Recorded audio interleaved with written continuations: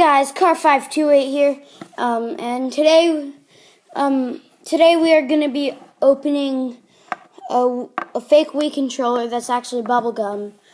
If you didn't see my previous episode, I'm sorry for giving you just guys a sneak peek, but if you've seen my recent episode, Wii controller doesn't work.